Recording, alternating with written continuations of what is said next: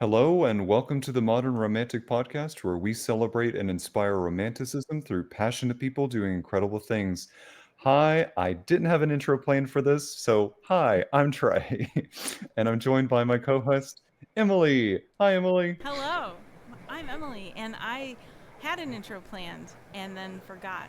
So today I'm just Emily. Here we are.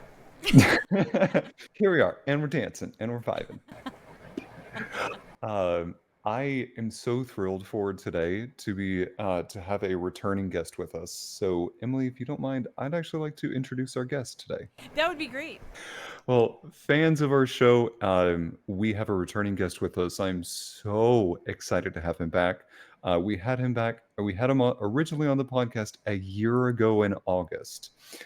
So I am so thrilled and excited to welcome back an incredible artist, an incredible educator, and promoter of all things artistic, and also an incredible lover of puns, which we'll get into. Please help me welcome back to the show, Alex. Tanaka, Alex. Tanake! Welcome to the show. I think if I were to do my own intro, I probably would have said something to the effect of, "Hi, I'm Alex, and I'm a screaming cat that deserves its own Oscar mic." Yes. I like this. Which is funny because we talked about intros in our episode, and you had said wanting to do something along the lines of Trixie and Katya, and That's right. so I'm that was actually going to be my first question was what was your intro going to be? So you already answered Well, it. there it is. I was like thinking of it as y'all were introducing me because so I didn't have that up my sleeve beforehand. I should have though. So last time it was just you two. I was off doing a thing. And so we have not really gotten a chance to chat before. So this is very exciting for me. And also, I'm excited to find out kind of what's been going on with you since the last time that you were on the show. Yeah, it's been a year. You Okay. said it. What you said a year in August, right? Yeah. Yeah, it's It's hard to crazy. believe. Mm-hmm. Um, because I think when we last spoke, it was during the Resurgence and Renaissance exhibit at the Columbia Museum of Art. Okay. Which was one of hands down the best artistic experiences I think I've ever had. Which was really really cool, and we can talk about that or revisit it in a minute too. Um, since then, I have been in two smaller shows, not solo shows or anything, but I just have a piece which actually highlighted on the graphic for the show today. That piece is in a gallery now, actually, um, and I'm just kind of doing my thing. I think I talked about it last time how like and I think a lot of artists can relate to this in the sense that like we I don't always think about making art. I think about just like doing it. Okay. like making something or whatever. And that's kind of what I've been doing. I've been fortunate enough to take on a couple projects that I can't talk about yet, which is nice. Mm. And then Love just those. like, yeah, right. Yeah. And then just I'm fortunate enough to be creative in my everyday life, in my day job and everything too. So it's really neat to kind of it's been nice to kind of live the day to day without a whole lot of stress recently. So that's been very very nice.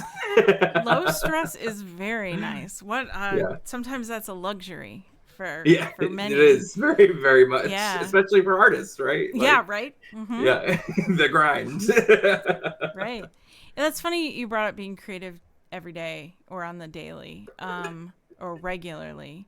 I chat with Laura Packer often. She's been on the show a couple times, and one thing we started doing recently was based on a thing I did back in July. It was the July Creativity Challenge. That was, I can't say it was started by, but in my life it was started by Brooke Shaden, a photographer, and she was doing this thing where it was like, you're going to go out every day and just be creative somehow. Somewhere in your life, you're going to be creative, and then you're going to post about it to inspire others, but also to like push yourself. And I just assume, I guess, like I'm generally creative, but like I've never thought about forcing myself to be creative every day somehow, like consciously. Mm-hmm. And so I did it in July. And like there are no rules, and we're adults, so like we can skip a day if we need to, or Yeah. we could you know, whatever, we could like do the same thing more than once even, you know. So there's no rules as long as you're creative. The idea was just to get in the habit of doing it. And I have to say that kind of changed me a little bit because I was more conscious about it. And so she wanted to do it too. And we started doing it together, where we're going to text each other every day the thing we were creative about. And through August, maybe part of September, we weren't perfect. Yeah. But it started this thing where it was like, oh, she's sending me something she was creative with, and I was sending her things. And like we've fallen off a little bit since then. But it's something that like, if you don't think about being creative every day, how are you creative every day? And I was going to ask you that question. Oh, that's so good. So like, I don't want to be contradictory, but I've never been the type of artist, or even, you know, when I was younger, the type of musician to like practice every day. That's never been my thing. I think because like the way I picture it in my head is that I have a finite amount of like creative energy. And so then like I get to a point in either a project or a day or a moment, you know, it could be a lot of different things, where I'm just like, I'm done with that. Like, I'm done with that. And it could be just for right now, it could be indefinitely, it could be whatever. But I've always wanted to be successful at Inktober. Oh yeah. That was like, and of course there was drama that happened a few years ago and all those things, but like I've always loved the idea of like October or whenever, you know, intention. I like what you said, kind of like about intention, you know what I mean, of like consciously doing something creative just for the sake of doing something creative. So it's been a lesson in the sense that like I've really enjoyed doing it. I've missed a day, but I've caught up and things like that. But it's also been interesting because it's been another reminder to be kind to myself as a creative.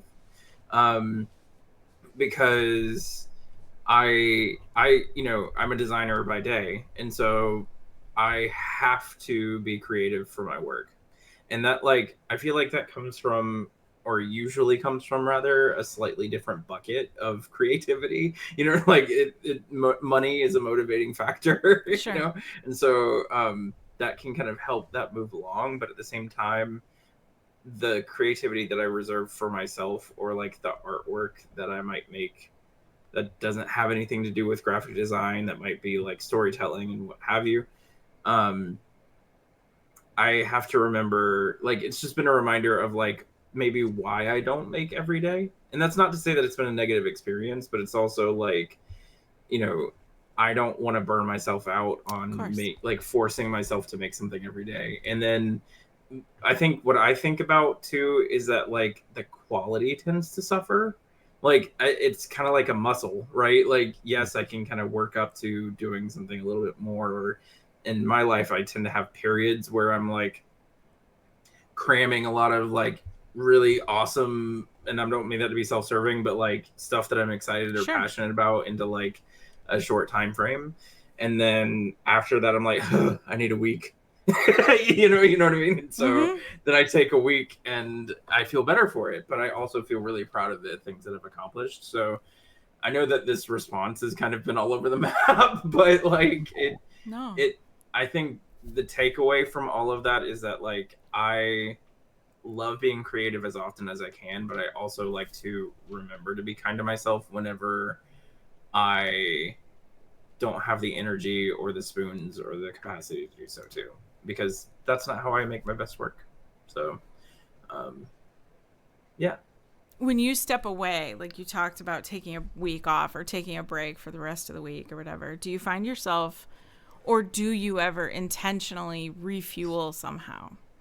Like, do you go out and seek inspiration? Occasionally. Sometimes, oh, this is awful. Sometimes, sometimes I'll think about upcoming projects, so it's not quite as like Right. restful as maybe it could be.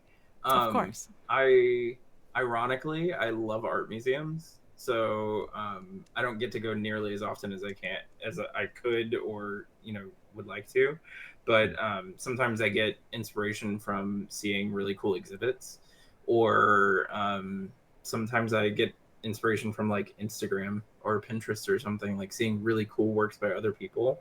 That has really come to be something that inspires me a lot too. In just like, I like seeing different methods and techniques. You know what I mean? And as a digital artist, that becomes really interesting. But I just like seeing the different ways that people make things, and that helps me to refuel for sure. Might be a good movie, you know what I mean? Like in Sure. terms of like photography or videography or anything like that. Like Mhm. seeing incredible work from a cinematic perspective, just because even from like I would like my photography to be a little more cinematic, and so like that's kind of been when I'm not actively making something, kind of been where I'm like my brain has gone, of just like, hey, I there are cinematic techniques in different films. Like I've really gotten into film, which we can talk about that too. That's awesome. Yeah. But like that's really been driving a lot of like personal creativity for me lately. I mean, from a like more so, how do you stop yourself from picking into one bucket to use for the other creativity? You talked about Mm. how you have Ooh, one good. for kind of that corporate space and then one for your Yep. personal creative space. How do you make Yep. sure you're not overextending and reaching into that other bucket and burning yourself on both ends? That is a question for my therapist. Fair and accurate. um, I I would say that I do it pretty subconsciously.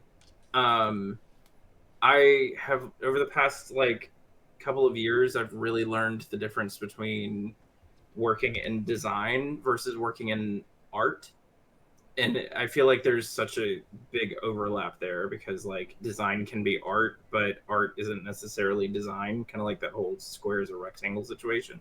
Mhm. Mhm. And I think that like being creative or designing out of necessity kind of automatically draws from this one bucket, right? Whereas being creative because it's a piece that I want to make and a story I want to tell, I don't really feel like I can draw from this other bucket as easily. And this is just like in my head, really, I think that Right. when it starts to impact each other is when I start to get burnt out. So like if I am working really hard or I'm feeling really overwhelmed at work, that impacts my energy level to be able to create on my own.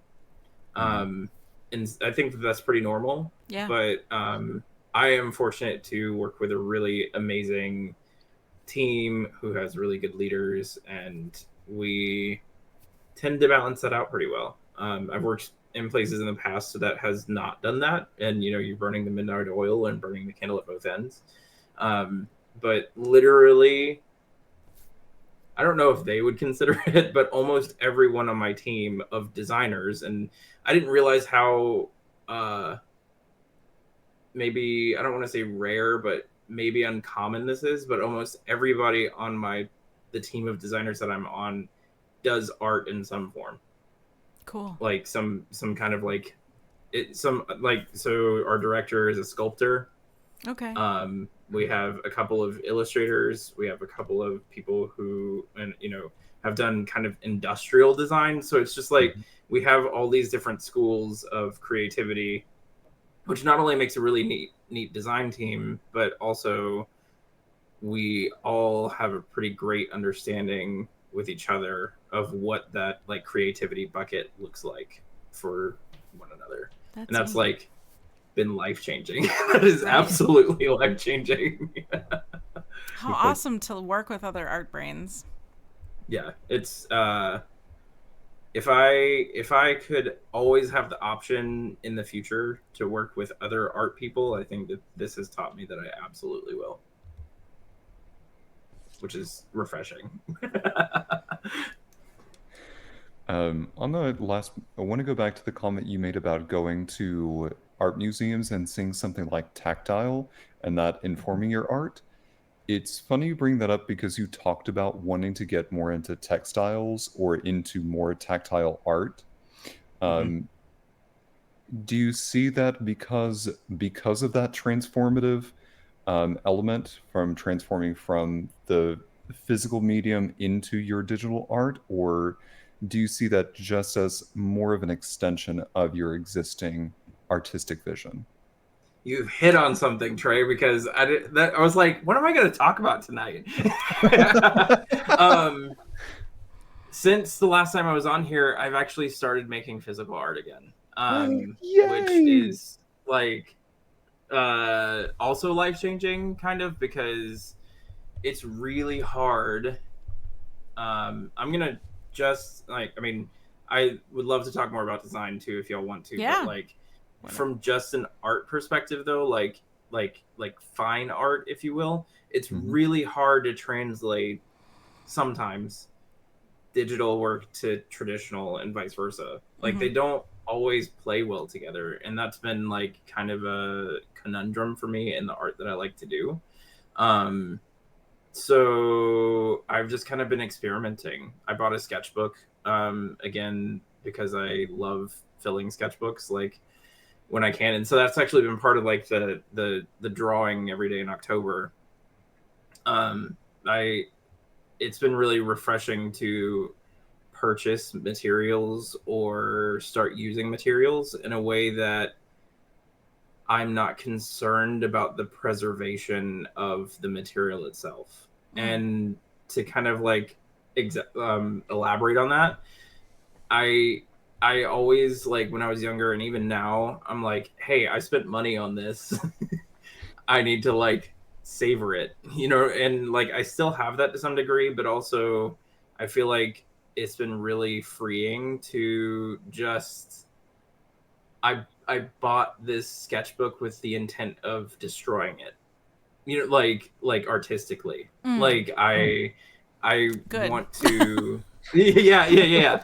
Like I want to, like I don't want to like worry about if the paper is going to buckle. You know what I mean? Like I don't want to worry about if the marker is going to run out. I I don't see. want to worry about, all of that, because like those thoughts were like holding me back from how I can create with everything. And Yeah. that has been like completely changing. Like that It's has a been freedom. absolutely, Yeah. yes. And so I recently started, I have it right here if you guys don't mind. Um oh no, it's been messed up a little bit. Let's see. Okay. We won't. I'll We show you the can't side that tell. I know, but the canvas buckled a little bit, it looks like, so I'm gonna have to figure that out. But this is one half of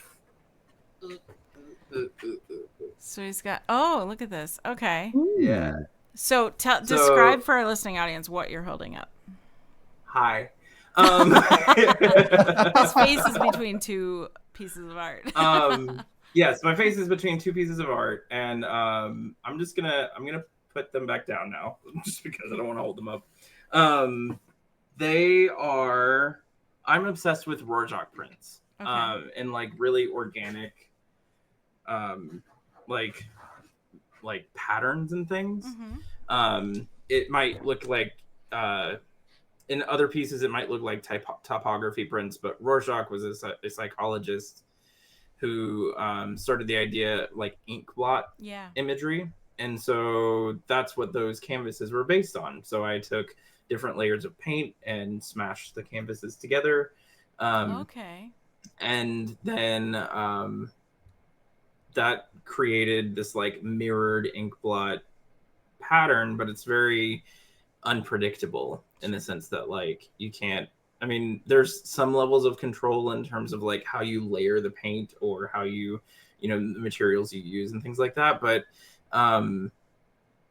it's been really interesting. Like I've been doing it in the sketchbook too, like so like laying down a paint layer or a couple of paint layers and just like close the book and see what happens. So that's been really satisfying as well. Um, but I love playing with. I've always loved playing with like organic forms in contrast to like structure. So like I'll take that Rorschach print and I'll paint on top of it with like really structured lines or patterns or things like that. Okay. And that's just kind of that's what I've been into lately. um, that was actually bringing it back around to like exhibition pieces or hopefully future exhibition pieces. Um, I was asked to do a design for a party with the Columbia Museum of Art um, that was centered around Alexander McQueen. The exhibit that was Oh, opening was Alexander cool. McQueen, and like that prompted the question of like what would indigenous or Catawba Alexander McQueen look like? Ooh. Which that's a layered question given the background and different nuances and things like that. Mm-hmm. But I really started getting more into like symmetry, but also like false symmetry, where like you look at it and then you look at it some more and you realize that it's not quite mirrored exactly. Um, so I'm playing around with that a little bit and seeing what might happen with some storytelling and some like Catawba influences, so to speak. I like this. I mean, Alexander McQueen is kind of the king of avant-garde, and having that kind of freedom design-wise to me is always like I relish that. I love avant-garde. Go big or go home. Me too. Me Yeah, too. so I that is that's gonna be really exciting for me personally to see what you do with that. Thank you. Yeah, I can't wait.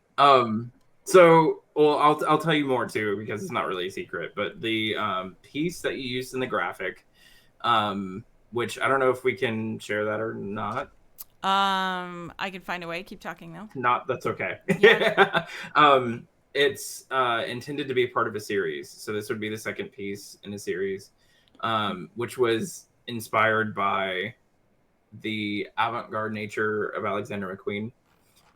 But I thought it would be relevant to bring it back to my indigenous roots, and I'm calling it the Abundant Valley Okay. is what the series would be. And each piece would focus on either a strength or a weakness within, my opinion only within our community.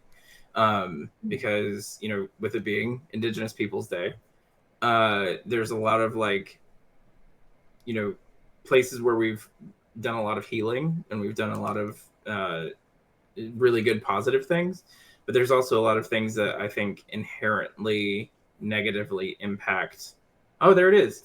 Negatively impact the like our community and the society around us. So this would be the second in the piece or second in the series. It's called this piece is called the Avarice of Ugni. Ugni was a character from our folk tales, and she was greedy, and so avarice being one of the deadly sins. I wanted to highlight, uh, you know, the dangers of greed around money Okay. specifically, but also just, and that's why you see like coins and everything everywhere. But also, Ugni kidnapped a child in our story, and she lost the child to he escaped with his mother to the heavens, and Ugni actually fell and became a comet.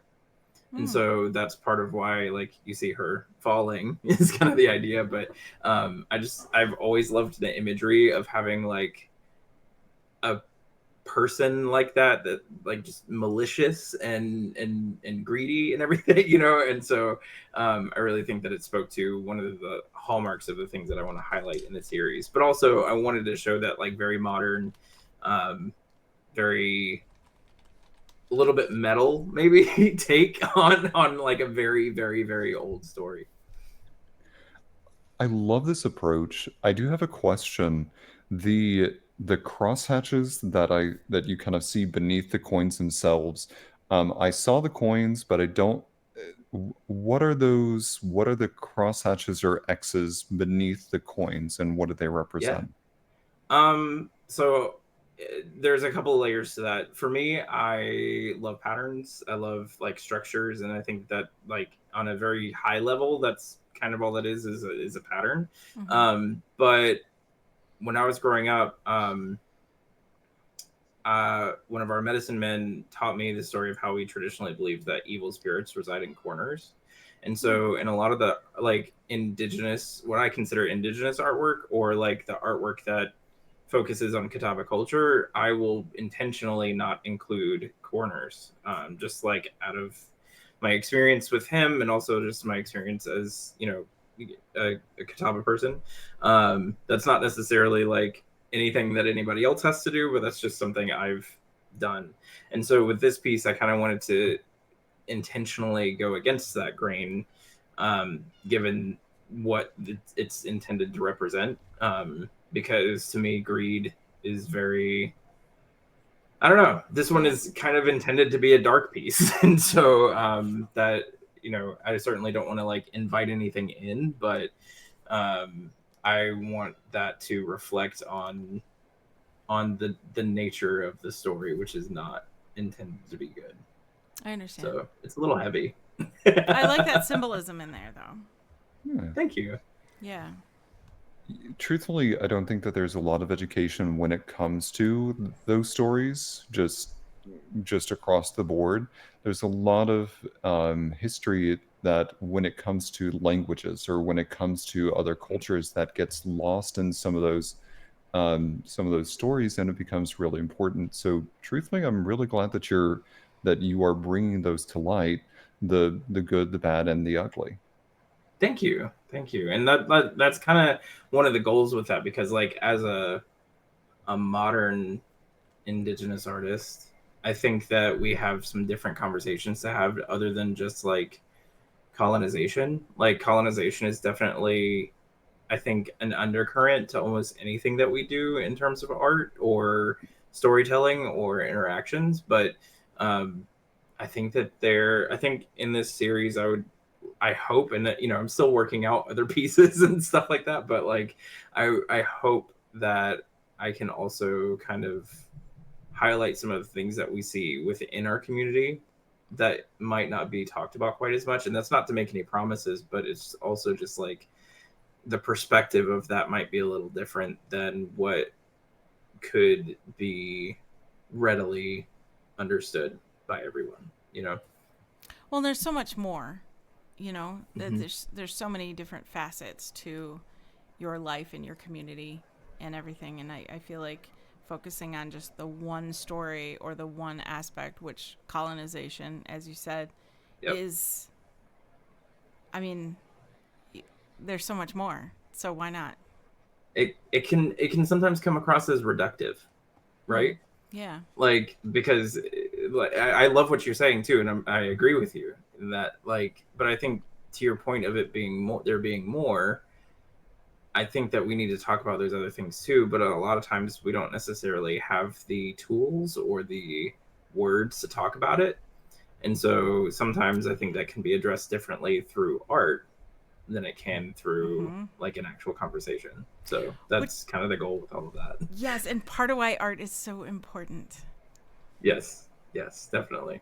And that's also not just unique to indigenous people. You know what I mean? Like that's like everyone's experience, I Mm-hmm. think. And I think that that's part of why art is so important for self-expression as well. Right. We had this conversation recently with Joe Delude when he was talking about how when he first put his art out there, it was kind of a high anxiety moment. It always is for most Mm-hmm. artists to. Yep. I say it always for most, but really for most artists, it's kind of a thing to put part of your soul out there. And when you do Yes. that, you wonder if people are just going to perceive this one thing they know about you and then apply, you know what I mean? Like, and not see the depth and the multifaceted being that is behind it. And Yep. I've been thinking about that ever since that conversation and how that is true, because when you hear about, for instance, even Alexander McQueen, what do we know about him? Just a couple of things, really. Yep. And there was so much more. And I love that you're going there, and I think that's Thank you. it shouldn't be groundbreaking, but it is. Thank you. I'm trying not to rush it. I would love to line up a solo show for that series. I think I that's kind of a goal with it. We'll see what happens. But I don't know. I have to actually make it first. Right. Make the rest of it. So one thing that I hear from other artists, and you may hear this too, and that is how in the world, like, you are obviously an accomplished artist, and you have shows and gallery exhibitions and things like that. How did that start for you? That is one thing that, like, I want to kind of maybe it just explore, so that the people that we reach that are inspired to be artists also kind of have a feeling of maybe how that could happen for them. So I have a name, Professor Brittany Taylor Driggers at the University of South Carolina at Lancaster. I'm just shameless plug. I don't want to, nobody blow up her spot or anything like that. But she's an incredible woman. And she allowed me to have my first show. Cool. Period. Full stop. And so it was really neat because at the time I was working for the tribal government of the Catawba Nation. Mm-hmm. And I actually called her to help consult on a project that I wanted to happen, which actually never came to fruition. But that, like, conversation opened the door a little bit. And after that, we started talking more. And she learned that I was a photographer. And so it was... I still chuckle a little bit about how I presented my work because it was my first show. And I think that, like, if I had, I don't know. I don't want to be, like, overly critical of myself or of anything either, but it's just it feels, when you look back on other work, sometimes it feels different than how you look at things now. And that, I mean that in a very neutral sense, like neither good nor bad. But it was actually, really cool that they were just simple framed photos. And the premise of the show was just, I think that the show was called Proximity, because it was really about how I get close to things. And that's sometimes through a lens, like the perspective of what the world looks like to me, which was a little bit different than some other Catawba artists because we're known for pottery. Whereas my photography was through the state of South Carolina. And also there was some urban pieces in Charlotte, just because I love Charlotte. That's like second home to me. Mm-hmm. But, my people are not known for being urban. And that kind of presented something a little bit different. So that was my first opportunity. And I think, and I have her entirely to thank for that. After that, I was asked to be the first contemporary artist in residence at the Native American Studies Center at the University of South Carolina at Lancaster, which I was still the artist in residence. Or no, I wasn't still the artist in residence. After that, I actually became an assistant curator, and I started working with them more regularly on different, like, design projects, and I helped. But that kind of led into other opportunities as well. So, like, just the kindness and the recognition from one person, Brittany Taylor Driggers, opened so many doors for me. And that, like, I am beyond grateful for those opportunities. Now, that's not to say that I haven't put work into those things. Like, I recognize, and I think it's important for me to recognize for myself the work that I put into creating works, into networking with people now, into, taking advantage of the opportunities that are presented, both to me and to other people. But I think that that also kind of harkens back to I want to, wherever I can, network with other people, not only for myself but also like for other artists. You know, so I don't have a lot to offer, or I don't feel like I have a lot to offer in terms of like opportunities there, but I hope that one day I can certainly pay that back Sure. in kind. Very cool. It's um always nice to have somebody who originally believed in us yes, somehow yes, to absolutely. give us a boost. That's awesome. um so that actually put me in touch with the Columbia Museum of Art, that led to some mural work for the city of Lancaster, and it just kind of spiders out from there. You know, that I was part of the Resurgence and Renaissance exhibit, that was actually at in partnership with the University of South Carolina Okay. and the Columbia Museum of Art.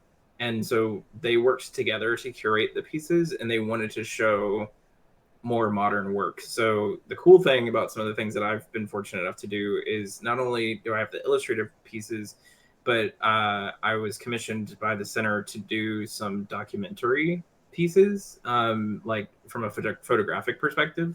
So some of my photos in a documentarian sort of way were used in the exhibit as well, to highlight our elders and more traditional works and things like that. And that's something I learned during my residency, is that like I, even though I'm not a traditional artist per se in terms of Native American art, I want my work to harken back to the work of my ancestors. My great grandmother was a potter, and so like I feel a sense of, I almost want to say duty, but I feel a desire to share our stories in a more modern way, and link that back to the stories that have been told for millennia. Right. So Well, because one day you're going to be the ancestor. right. Oh, Emily. Okay, so this is a thing that I say. Okay, like seriously, because I can't take credit for it. I don't know where it came from, but something like it slaps you in the face that it's be a good ancestor. I love that. That That's it.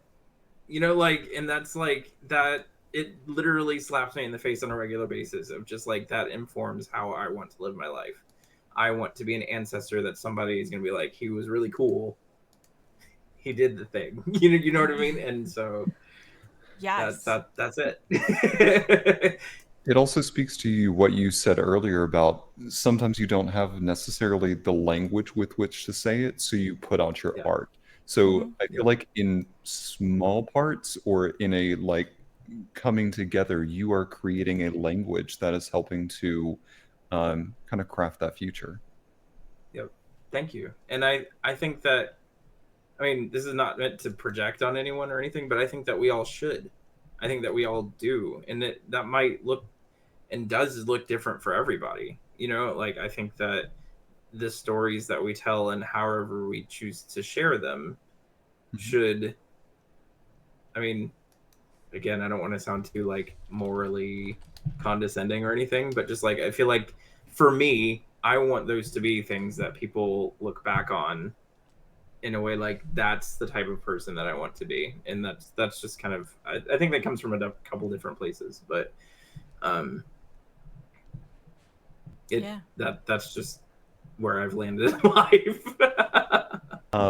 Do you feel like the conversation has changed, or that by presenting these more contemporary works, that it invites more of a conversation of learning and changing that perspective? I would say yes to both. Okay. I think that it's interesting because I feel like the conversation is changing. Mhm. I have a particular friend who is learning pottery and some very traditional, um, like art practices. I, I make a face because a lot of people, like anthropologists and different artists, would call it craft, but I really hate that as a term. Like in terms of like, I feel like sometimes it can be a bit diminutive, Mm. in terms Mhm. of like the art that people make. And so, and what my friend is doing is like so far from anything diminutive. because she's taking some of these like really traditional practices and pieces and things like that, but she's implementing them in such a modern way that like every time I see more work by her, I want to collaborate with her so bad. And she knows, like we've started talking about it a little bit and things like that, but we'll see if it actually happens or not. But I have so much respect for her because she's taking very traditional things and making them more, in a more modern way that's hers and like uniquely hers, but also leads back to the conversation around the importance of like the art and the practices of our ancestors, which is just cool. like that's really cool. So I hope that answered your question. It definitely does. I would also add too, though, I think the conversation is changing around not only like Catawba people, but also like in museum spaces and things like that. They are recognizing the kind of the difference between. I think that we're starting to maybe eschew words like craft or folk art, like things that kind of like put a, a muffle on the talents and skills of people. And that's something that I really appreciate. And I say that because in participating with some like discussion panels and things like that, it was very intentional in the way that they talked about the relevance and also the like the I want to say purpose. I don't feel like that's the right word, but like the approach or perspective of different practices as art as opposed to as like just a cultural practice. So I think that that's a really interesting and very complex and nuanced conversation. It sounds like it. I'm not gonna lie, like I'm not fully seeing the I don't fully understand the nuances behind it, and I'm not gonna pretend to know that. But Yeah, I'm glad to know that there are spaces out there to learn about that. yeah, And I'm also feel comfortable expressing that I don't know, but I'm also willing to learn. and thank you for that. That's I it was really cool. Again, I've had some really cool opportunities with the Columbia Museum of Art, and they had an exhibit earlier this summer. And it was called Unsettled. It was phenomenal. I don't know if you know the artist Jeffrey Gibson. He presented at the Venice Biennale this year, but he was the first Native American artist to do so. So they actually were able to have a piece of his in the show, and it was just a really really neat show. But it was a pinch me moment because they invited me to speak with the curators of this exhibit. From the perspective of like how do we have these conversations around Native American art, but also the the theme of the exhibit was landscape, so they centered the exhibit around these Wadsworth Athenaeum landscape pieces, like really traditional. And I say Wadsworth Athenaeum because that's the collection they came from, but like Hudson River Valley landscape art. And those are really iconic and noticeable, but they surrounded each one of these pieces with more modern pieces and different like pieces with different takes from minority communities and from different perspectives. And some of those included indigenous pieces. There was Catawba artwork or Catawba pottery in the show. And this was a collaboration between 4 different museums. And so it was really refreshing to see them like have the intention, because the original prompt was the American landscape. So you had this like literal and this goes to what you were saying too, I think, Trey, of like you had this literal interpretation of a landscape, but then you also had like what does a figurative social landscape look like as well, as informed by these other art pieces. And so I feel like I bring all of that up in a long-winded way, sorry, to say that like I think that kind of hit on the same kind of topic that you're saying as well, in the sense that like you had extremely intelligent, informed, educated people who were having the same conversation about like what does this look like in terms of how we relate to things, how we, like who can have those conversations, you know, how do we respect perspectives, and you know what is appropriate, what isn't, how do we spark these conversations that need to be had, and it really reminded me of like the amount of respect that I have for people like curators and librarians. um because like just it was just, wow, all around. But that's also to say that I think that there are some spaces academically where people and places become subjects as opposed to the human element, kind of like what we were talking about earlier. And so that applies to quote unquote folk art or quote unquote traditional crafts, you know, and things like that. And I think that it really reduces the impact of these art forms and cultural practices to something that is not necessarily human. Like, that's not to say that folk art or craft isn't human, but it's just like it removes something from the conversation that I think really needs to be there. And I feel like those conversations helped reinforce that for me. I would agree, and it makes me think of when I first started studying jazz theory, the jazz textbook that I had really very quickly summarized the origins of jazz in particular to an early movement started by African Americans, but within two sentences quickly moved on to how people like Duke Ellington, or they took into the George and Ira Gershwin, and they immediately went into a different space of how these individuals took this original concept and then just extrapolated it and really didn't give the full weight of the nuance of where it all came from, how it all started, and really dive into a full breadth of an explanation before they got to what people would know about in more of a quote unquote popular sort of scene. Yep. So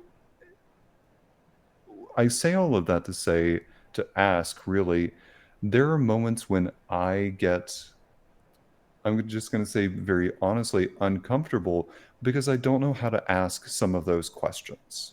I feel comfortable saying I don't know, but then there are times that I'm saying I don't know how to ask this, and I don't know when it's okay to ask certain questions.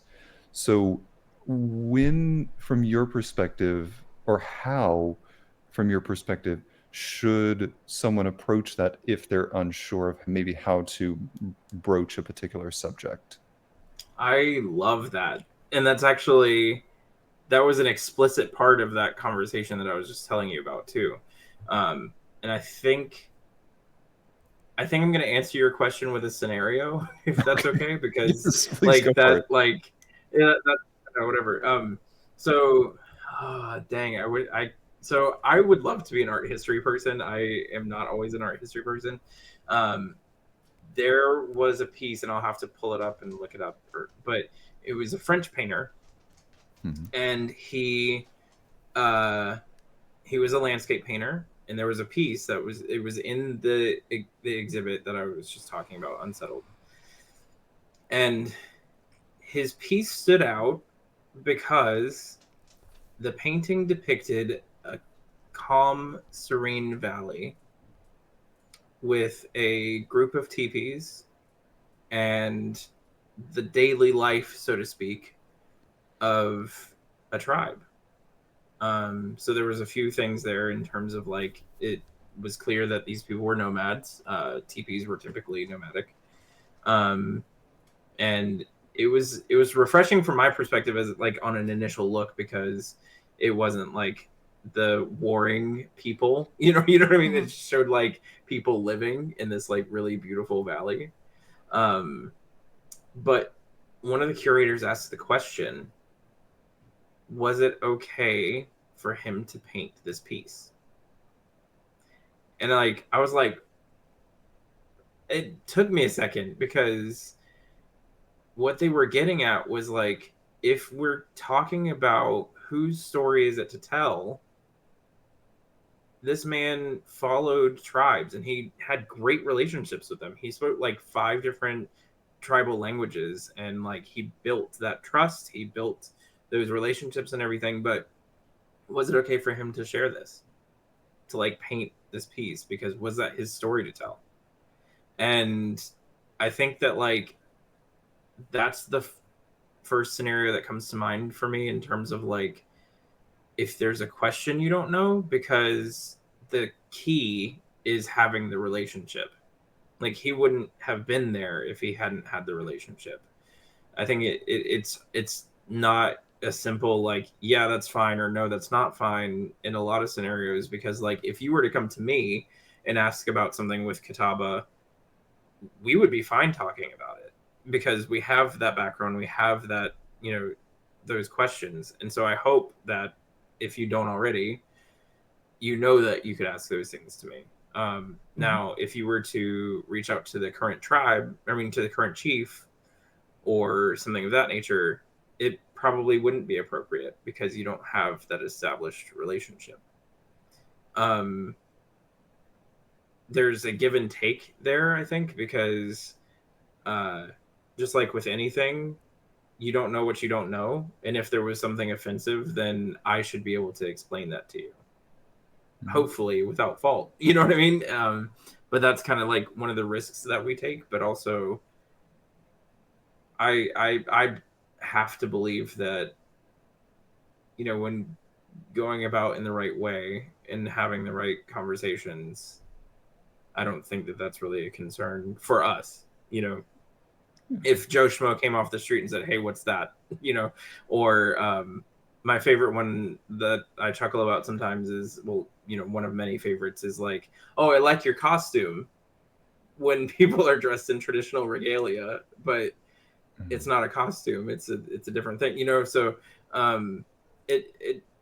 it's tough and there's nuance, but it all comes back to the trust in the relationship. And it's kind of circling back, it also speaks to the human element of Yes. making sure that we're speaking to the human, not the concept. Yes. Yep. You have to consider both, but you have to consider the humanity first, right? Like you have to consider like the person at the other end. And I think that I think sometimes people either don't know enough or don't care enough to do that. And I don't know. I think that we could do to consider that a little bit more. Agreed. To your point, I think it gets very nuanced very quickly, and when Oh you yeah. start layering nuances, it complicates things at times. Yep. Yep. Absolutely.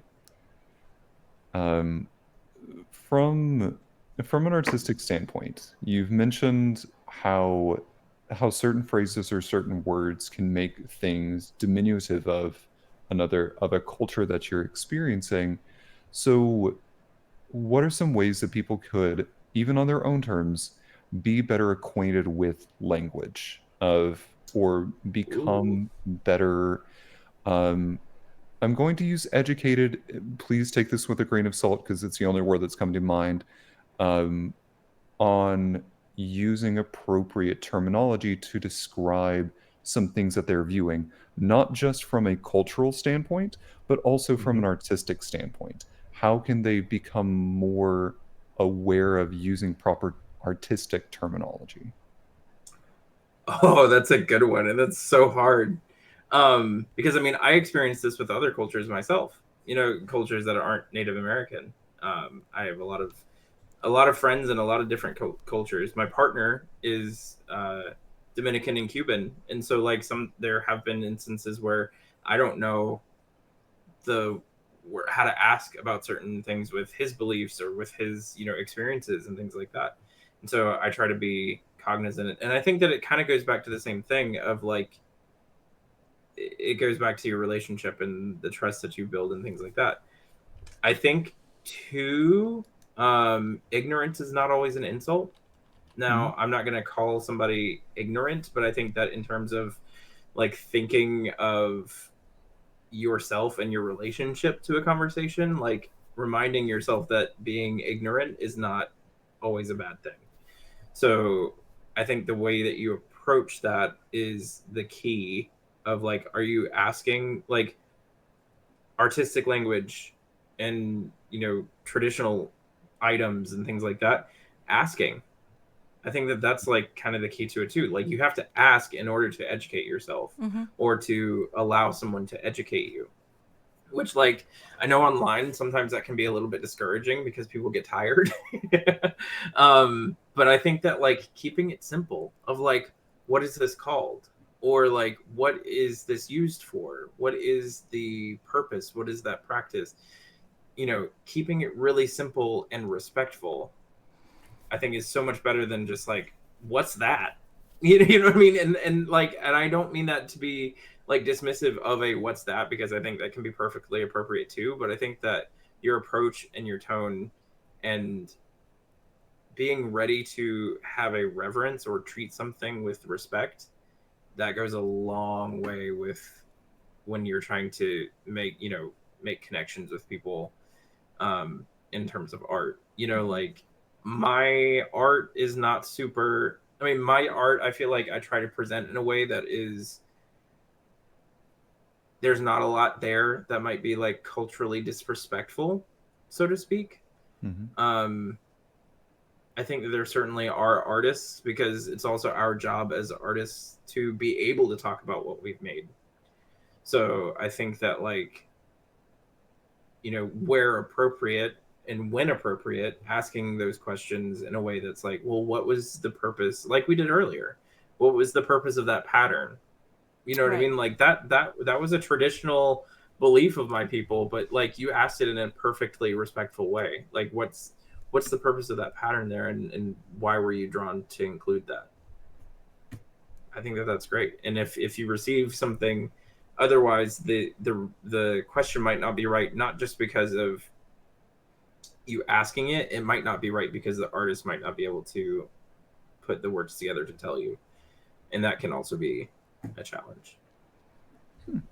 So it's not yeah, it's a communication thing, exactly. And now, Emily, I'm actually curious about like your thoughts on this whole piece about like respect in art, because like that's really, I think that that's I don't know, that's a really interesting angle, and I don't think about it often, and I love it.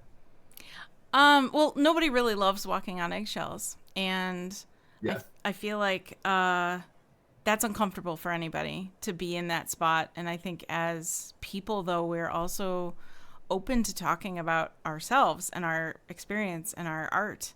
And I think there's we get in our own way sometimes, like this, I mean, that's like a general all the time thing. Yeah. All right. the time. But I mean, like, as a person who is, as a white person who is out there in the world interacting with all cultures, we are told sometimes from other white people, you can't do that. You can't say that. You can't express that. You can't eat that food. You cannot use that hairstyle. You cannot stop. And so then some people, and I don't want to open this big can of worms, but some people get to where there's like, okay, it's uncomfortable now to bring anything up because I've been told I can't, I shouldn't, so much that I don't know how at all to even begin to ask about the crosshatch design in your art, because it feels wrong to like, now I'm crossing a line by just asking about it, even though I'm probably not. And so there's some part of where we've built these walls up to where we're walking on eggshells to some degree. Not everybody, but I feel like from my perspective, there are words that I am second guess using because someone once said somewhere on the internet that I shouldn't. And so and it's like, it's easier to, without using profanity, it's sometimes easier to use profanity because that's less that's more acceptable than using a word that maybe I would normally use in everyday speech. Does that make sense? I love this. I love this so much. Yes. I'm so glad. I have a follow up to that Yeah, please because do. I want to hear from you guys, and I'm sorry to like turn the table, but I think Trey knows enough by now that I like to do that. No, it's great. Let's do it. What for y'all as artists, because you both are artists too, what was the first art related safe space that you can remember? Ooh, good question. Oh, wow. I can think of one. I can think of one. Are I you can name comfortable that tune. sharing? I'd love to hear about I it if can you name want. that tune in 4 notes, Trey. I can name it in 2 notes. I bet you could. If you don't mind, I'll kick it off and Yeah, say go. growing up in Texas, I thought that my first safe space would have been one of my art classes there or one of my choir groups, but truthfully, they weren't because they were predominantly um, white people. So it never felt truly like a truly safe space for me because I wasn't surrounded by diverse groups. It always felt like I was walking on eggshells of the beliefs of people around me. So I think it wasn't until I got into high school where I was truthfully around an incredibly diverse group of people in a choir room and being able to look at somebody and understand um, mentally and physically that there were so many different walks of life around me and that I was going to be creating art in this space around people and they didn't care if I messed up. They were supporting me in any kind of capacity. I didn't never felt like I had to walk on eggshells. So, Farah Boudry, if you are listening to this, thank you for creating my artistic safe space. Snaps. I'm gonna give you snaps for that. Emily, what about you? If you're comfortable sharing. Kaz in the chat answered pretty well, honestly, because she said, the Ren Fair for me. And I thought about that because I wasn't even going to go back that far, but now I realize I have to. It is definitely Ren Fair. That is when I have a friend to thank that I used to work with for bringing up the Ren Fair at work one day. And she was like, oh, yeah, you go and you get like you get like the little hair wrap done, and then there's a joust, and there's turkey legs, and this castle, and it's all like everybody dresses up like this, late 1500s or whatever era. And I went, this exists? Yeah. What? And like I grew up loving castles so much. Like that was architecturally, but just like in general, like that whole. I'm a romantic, okay? Thus the show. Yeah. So I was like, oh, I have to go. And she goes, you've never even heard of this? And I was like, no. And she goes, yeah, it's like an hour away. It's like really close. You should go. And so I did. Like then, it wasn't quite the next week, but it was close enough. It was like within 2 weeks I was up there going, and it was like a game changer because then it was like, oh, now I have to make a costume, and now I have to dive into this world. And I did. And the moment that I did, it was like, folks, let me tell you, the first time you like wear a costume, even if it's bad, okay, even if it's bad, people walk up to you and you're like one of them. You're not just one of them. They want their picture taken with you. You are like on their mantle at home. And like, I don't know how else to describe that, because they took their picture and they framed it and they put it on the mantle, and now you're on somebody's mantle and you had no idea like you were that much part of these lives and this thing. And that was back at a time when it was kind of like, these are the super geeks that hang out at the Renfest. But it's definitely become more mainstream, which I love. I think that needed to happen. But also like that was it. That was the safe space. I think for me, the first one that I remember is, of course, it's weirdly nerdy, but it was a Socratic circle in one of my English classes. And that was one of the first ones that I remember. And then as I thought more, I realized that I also felt that some in orchestra, but the Socratic Circle stood out to me because it was one of the first places where you could ask any question, like any question at all, and like nobody could make fun of you for it. Nobody could like it had to build, like you had to build the conversation with those questions instead of like interacting in somewhat of a negative way, right? Like, oh well, I didn't like that question, let's move on. You had to build on it, and it was kind of an improv situation now that I think about it more. But like the same can be said for both of your scenarios too. But then another word comes to mind as well, and that's community. Like, I mean, I think that when you actually find true community, I've been thinking about this a lot because of some experiences that my family members have and things like that. Like when you actually have true community, like those can create safe spaces for you. So like for me, that also was a GSA at a local university. You know, before I had ever figured anything out about myself, I found a safe space at Winthrop University because there was a GSA. I found a space like that in my Spanish class for a different literary project, but it was the same concept of like nobody can make fun of you for asking a quote unquote stupid question. And I think that we need that in art. Like we need that in art spaces. And so like those, including this conversation right now, have always been the most educational for me because there's no such thing as a stupid question. And I always want to, yeah, I like Modern Romantic is a safe space. You know, like this is a safe space to have those conversations. I love, can I plug another podcast? Is that okay? Yeah, of course. Please. I'm obsessed with it. It's called Ologies with Allie Ward. And the premise of her show is just she interviews people who study things. So they are the ologists. You know what I mean? And love you have everything. Yeah. You have everything. You know, from cosmologists to neurologists to like, you know, the last one that I listened to was on tardigrades. And so like, but like it was all about asking people questions in a safe space. And I think that like, you know, going back to the Be a Good Ancestor, going back to like the museum conversations, because museums can be safe spaces too. I think that can be.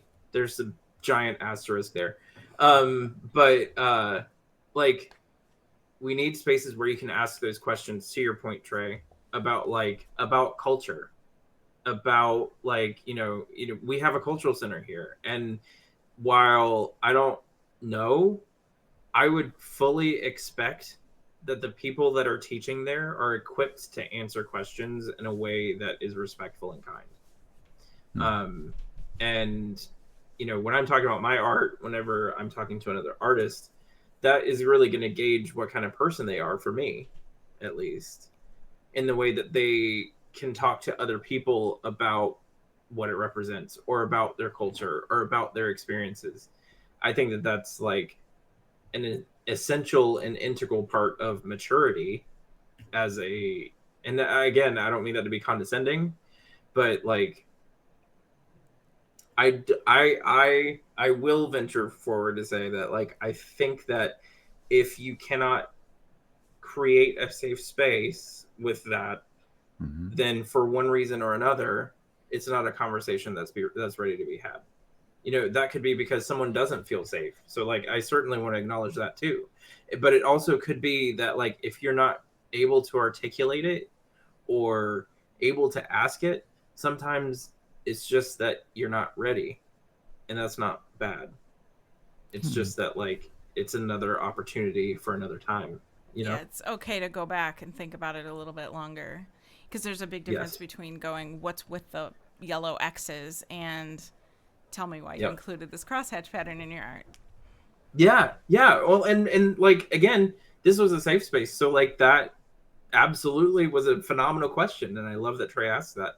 I also just, the chat popped up on my screen for a second, but I think that's absolutely so true in different spaces within queer and kink communities too. I think that can be exceedingly challenging Because just like Native American culture, even though it's a totally different thing, people are tired. You know what I mean? Like, we're tired and we're threatened sometimes. Mm-hmm. And so that makes spaces not safe. And I'm not saying that that's right or wrong necessarily, but like, I think that if we can, there's a huge caveat with that too. If we can, I certainly want to contribute to making safe spaces for people too. And that's really kind of all we can do, you know, whether it be for artists, for queer people, for Native people, for people who have questions about things, you know, like, I think that's big. It is. Heavy. It is. And it takes a long time. It takes a long time to create sometimes safe spaces that are what am I trying to say? Like where it's more widely accepted, or at least to the point where people can talk about it anytime, anywhere, Yep. kind of thing, instead of, not like you said, not feeling safe to bring it up just anywhere. That's poorly worded, and I didn't mean to say it that way. No. but that's how it came out. I think though, like, to your point, that's part of why I have so much respect for some artists, especially like artists that are in minority groups. Mm-hmm. I see, and I have a friend, for instance, who, she is a Black artist, and she makes incredible like comics and like stories and things about her experiences, and I would never know how to ask about any of it. You know what I mean? And like, but I'm able to get a glimpse of those things that maybe I should know about through the things that she creates. You know, I also see, you know, I think about Jeffrey Gibson, which I am still learning about him, so I don't want to pretend like I'm an expert, but he's an Indigenous artist and he's a fashion designer. And through looking at his exhibit at the Venice Biennale, he made this whole space that presented this like really contemporary modern art and everything. But I think it's so cool to say things like that, because it leads us to other questions about like, well, what is, you know, if he is presenting this in a certain way, he can talk about this in that kind of way. Mm-hmm. And I think that that's true for any minority artist, any not minority artists. You know what I mean? I think that like art helps open those conversations a little bit. Even if like it helps teach us the way to have those conversations. Yes. I'm learning tonight too, so that was an epiphany for me. So thank you. It's amazing to see. I'm going to back that up. I'm going to start a different statement. I love having conversations with you, period. And it's Thank you. more because it's the way that you approach conversations and the articulateness of, I know that's not a word, but the way that it is now. it is now, but the way that you articulate your communication outwardly, it's that you've given so much of this space inside of your cranium and then allowed it to stew and like become such a well-crafted statement from a place of empathy, because I feel like it comes from a place of checking to make sure, is this empathetic, am I being respectful, does this cross any boundaries, etc. And it goes through this very well-crafted sort of thought process in order to then come out of your mouth and be really a, failing with words, but it's what you are hoping to see other people do. So really having conversations with you is easy, and it's also just really fun because you always approach it from the same way, the same empathetic place, and that's why I really enjoy talking to you. So thank you. Oh, Trey, stop it. No, I'm going to keep going. You know, it's funny because I'm glad this is being recorded. Yes, right. Play it over and over and over again. You said this on Indigenous Peoples Day in 2024. You get like an award or something. I don't know what kind of award and for what, but some kind of something. um, but I just want to take a moment to say that again, that's why I love having you on here, and that's why I love having you in Thank my you. life, is just from the phenomenal human that you are. Thank you, Trey. You're welcome. Stop it. I need to. I need a minute. Thank Oh, you. you're welcome. Um, I sorry, go ahead. I want to give a shout out to anxiety for some of that. I mean, But valid. Yeah. I also I think I was actually trying to find a way to say this in like the last piece of our conversation, but I think that this is actually a perfect way to talk about it. And that's that like my experiences, I'm looking at myself on the camera right now, and I don't necessarily look very indigenous, and that's something that I like. That can actually open a whole can of worms too, of like what does indigenous look like, what is, like all of these things. But the thing is that if you meet me on the street, aside from maybe my eyes and maybe what I have on that day, I don't know, maybe if I've been in the sun a lot, you wouldn't be able to tell, other than he might be a little bit some kind of spicy something. You know what I mean? Like, who knows?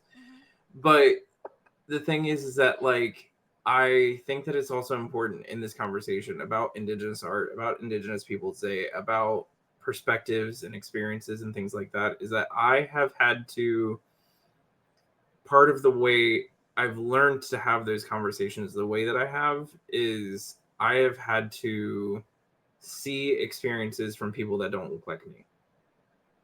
And I don't want that to be misconstrued in the way that like I can't speak for other people. So that's not what I'm saying either. But I always want to consider the people in my community, different layers of community, different types of community that aren't like me, that have different life experiences, whether because of how they look, whether because of how they were born, whether that because of how they were raised, all of those things. Because I want someone to afford me the respect to acknowledge and validate my experiences. I want to do that for other people too. And so like I can, in this entire conversation, I can only speak to my own perspectives, my own experiences. But I want to have conversations like this in a way that opens or creates safe spaces for other people to share in kind, if and when they want to. How do you say thank you in Catawba? How? How? How? How? Yes. Well, how, Alex? So it's HAWU, and then we write it as like a little tiny H sometimes. Sometimes we don't write it at all. But it's an aspirated H. So it's only there if you like believe. And so if you say Hawu, just like normal, but then at the end you blow out. Hawu. How? Okay. It's hard to hear the difference, right? So you have Hawu or Hawu. Yeah, I hear it. Okay. Yeah. Yeah. So Hawu is thank you. But Alex, I mean, I'm going to reiterate again that any time that I can spend with you is always just a treat. And this having you on the podcast today has just been again an absolute treat, pleasure, and all of the adjectives. So It's been thank an you, honor. Thank you. thank you. Yeah, thank you. Before we go, as always, my first question to you is going to be: how can our listening audience support you as an artist? Where can they go to interact with you and keep up with you on social media? Sure. So On Instagram is probably the best. I'm Tanake Alex. I also have a website. It's tanakealex.com. Trying to think if there's anywhere else. If you look at my threads, it's absolutely unhinged. So just brace yourself for that if you decide to check that out. But I am there. Yeah, that's pretty much where everybody could find me. In terms of support, I think that I would give some gentle homework of like I would love for people to reflect on like what we've talked about today, just because I think that that helps everybody. Like conversations like this help me be a better person, I feel like, and to think about things in a way that isn't just my own perspective.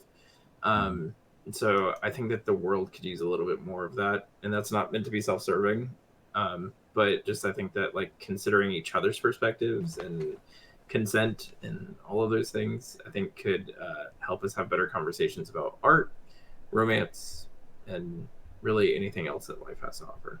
So that's what I would ask. All right, everybody, you got homework. Go do it. This will be graded. It will be handed in, so please make sure it's legible. Yeah. Anyway, thank you for coming on the show tonight. Yes. This was so Thank you cool. for having I'm me. glad I finally got to talk to you, and that Me we get to too. talk again about really cool, nerdy things. So, Yes. yay. Yes. Love it. Love it. Well, this episode, along with probably every other episode, will be dedicated to Joe Capone, our moderator, fellow comedian, passionate encourager, and greatly missed friend. You can find us pretty much wherever you tune into podcasts. For updates, announcements, and more, you can follow us on social media under Modern Romantic. Also, we have a Patreon.